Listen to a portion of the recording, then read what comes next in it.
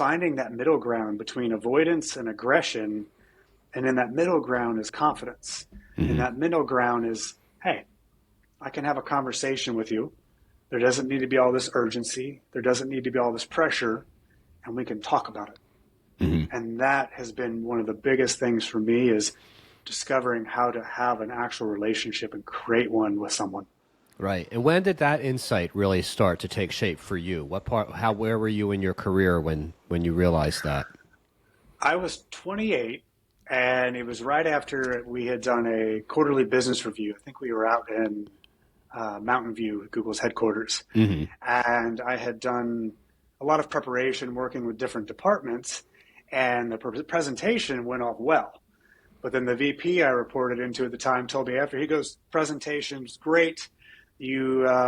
Everything landed well there. He goes, and I'm getting reports of all the destruction you created in relationships with the departments in your way here to the presentation. Wow. So I had to learn very quickly that I was like, oh, so yes, I needed this presentation and I needed it to go well, but my way of getting there left people complaining to my boss about me, because I came in with this expectancy attitude. I came in with this, I'm somehow more important than everyone else. And all this way of being with people that, frankly, people are like, why would I want to work with you? And so that was something that I had to come to terms with. And going back to my initial story about being in that wheelchair, it was that day that I also learned how to take responsibility for myself and stop blaming everyone else for my problems. And so since that was already ingrained in me, when all of that started to come back, I go, crap. I'm not going to blame the person in HR. I'm not going to blame the person recruiting. What do I need to learn here about myself?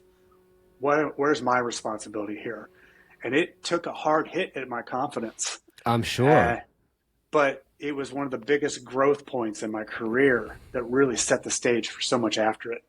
Yeah, I'm really impressed with that, Matthew, how you've had the courage and the strength to move and grow in those situations. Because listen, I mean, I've worked with a lot of people in my career who behave like that, and I don't think ever would realize that it was what they were doing to relationships along the way or cared, frankly.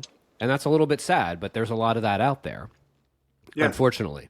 You know, but it comes back to this self-awareness thing. How do they really find out that they're being perceived that way? Well, you had a situation where someone told you, which is great. Other people, they just keep on coasting through and causing that damage, and it doesn't matter to them. But see, that's not me. For me, relationships are everything. Yeah.